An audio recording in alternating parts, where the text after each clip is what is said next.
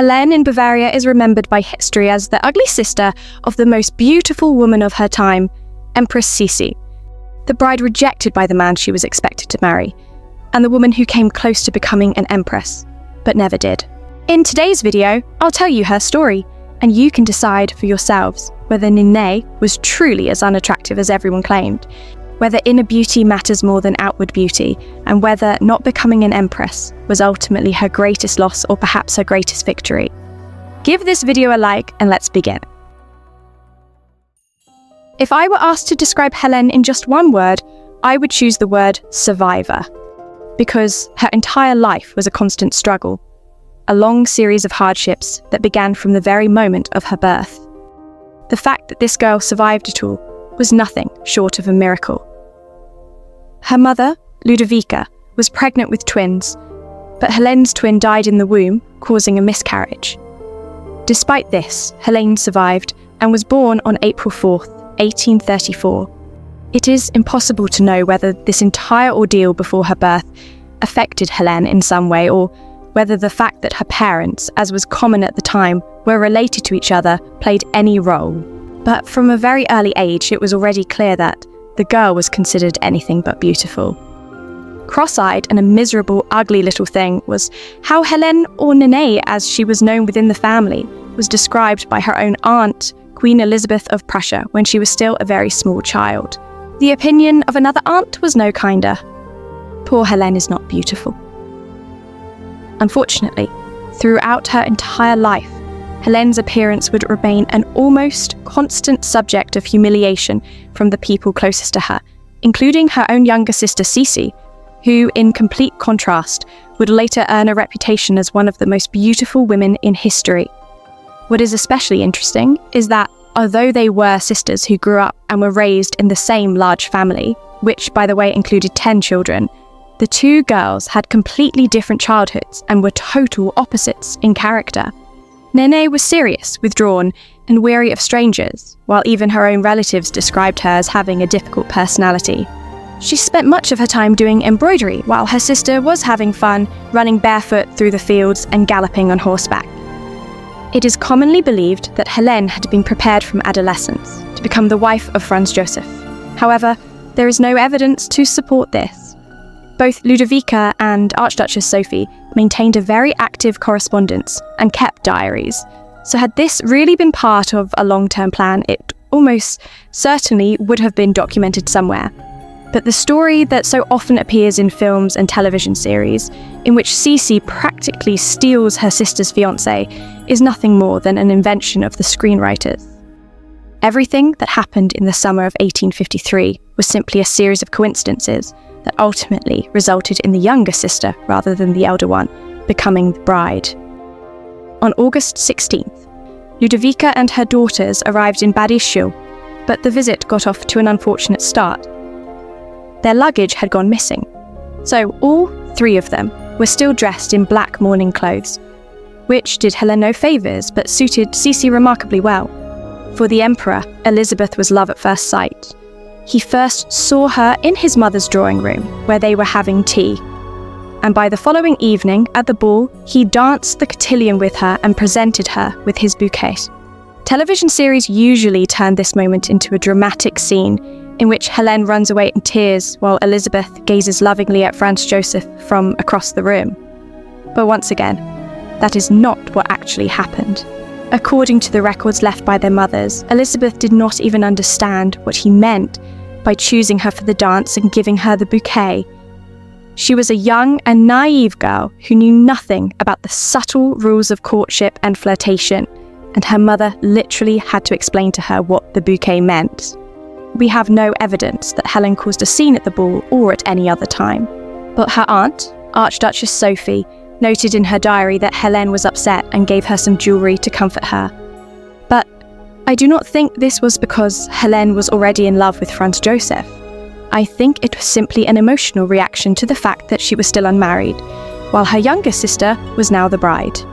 Usually, in shows and television series, the sisters' later relationship is portrayed as one of hatred, with Helen constantly plotting against her sister. In reality, Helen remained close to her sister and became one of her main sources of support. During the first days after the wedding, she stayed at court for some time and spoke to Sisi in English, a language her mother-in-law did not understand, which helped ease at least some of the tension caused by the intense attention surrounding Elizabeth in her new role as Empress. Now that Sisi was an Empress, the position of all her sisters on the marriage market had risen even higher. Napoleon Joseph Bonaparte, a cousin of Napoleon III, who at the time was considered the heir to the childless Emperor of the French, asked for Helene's hand in marriage, but he was rejected. Helene herself was in no hurry to marry. She devoted herself entirely to charity, earning the nickname the Good Angel of Porsenhofen among the local people. Her mother, however, was beginning to worry. Ludovica was deeply afraid that Helene might decide to enter a convent, so she quickly found her another potential husband. He was 27-year-old hereditary Prince Maximilian of Thurn and Taxis. His family was extremely wealthy, and their lands were located not far from the estate of Helene's parents, so the young man began to receive more frequent invitations to visit and to join them on hunting trips. Maximilian immediately felt that Helene had been made for him. There was a certain steadiness and sincerity about her, and even in her seriousness, he found her charming. Helene liked Maximilian as well, and before long, he proposed marriage. But there was one problem. Duke Max and his family held the rank of Royal Highness and belonged to the Bavarian royal house, which meant that their marriages required the approval of the King of Bavaria, Ludovica's nephew, and he refused to give it. They had no choice but to ask Sisi for help. Now, an empress herself, and determined to secure her sister's happiness, she persuaded her husband to speak to the king and convince him to grant permission for the marriage. And so, on August 24th, 1858, Helen finally married. Films and television series about Sisi often develop a storyline in which Helene supposedly continued trying to sneak into Franz Joseph's bedroom, offering herself to him in an attempt to take revenge. But this is nothing more than a drama invented by screenwriters. In reality, Helene was happy in her marriage. She and Maximilian had 4 children, lived in complete mutual understanding, and she had absolutely no reason to try to seduce her sister's husband. Sisi's own marriage, on the other hand, may have begun like a fairy tale, but unfortunately, it could not boast the same stability and mutual understanding that existed between Helene and her husband. Elizabeth felt burdened by her role as Empress, suffered from reproductive coercion imposed on her by the imperial family, and wanted no physical intimacy with her husband. All she dreamed of was escaping as far as possible from her own children and from court. And on one of these trips, Helene joined Elizabeth at Franz Joseph's request, leaving her husband and young children behind for the sake of her sister's peace of mind, which was far from easy for her.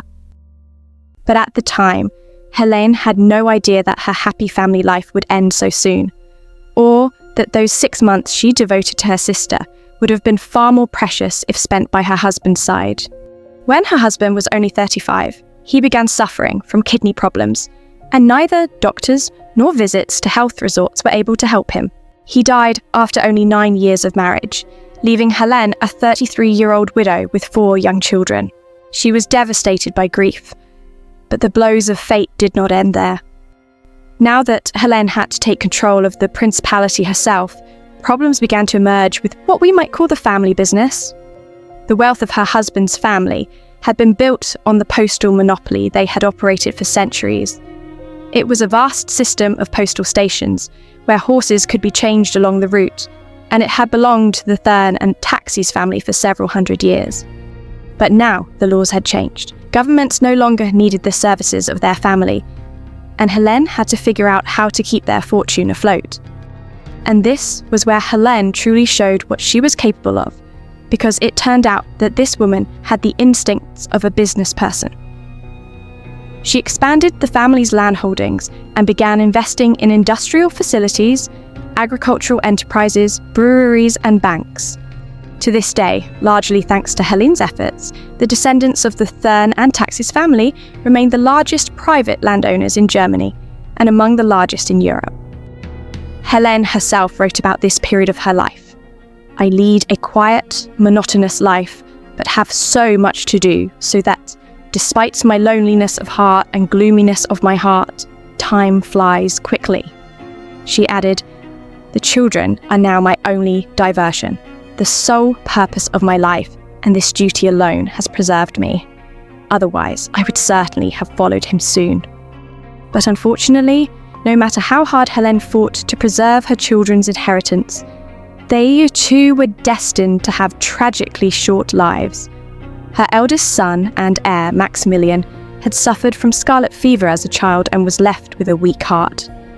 In 1885, at the age of only 23, he died from a pulmonary embolism.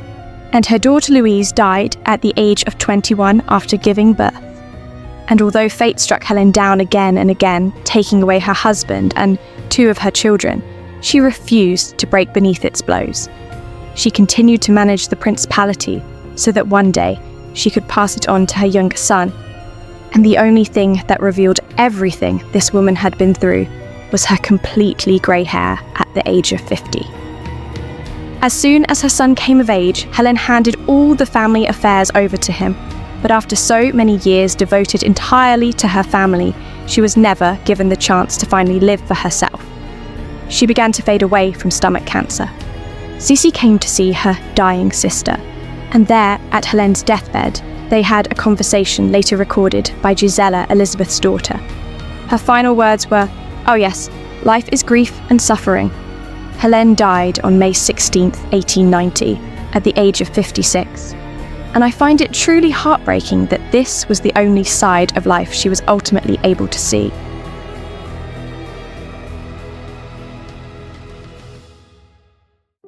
Helene in Bavaria may not have been the kind of beauty celebrated in portraits and poems, and she may never have possessed Sisi's lightness, charm, and cheerful spirit.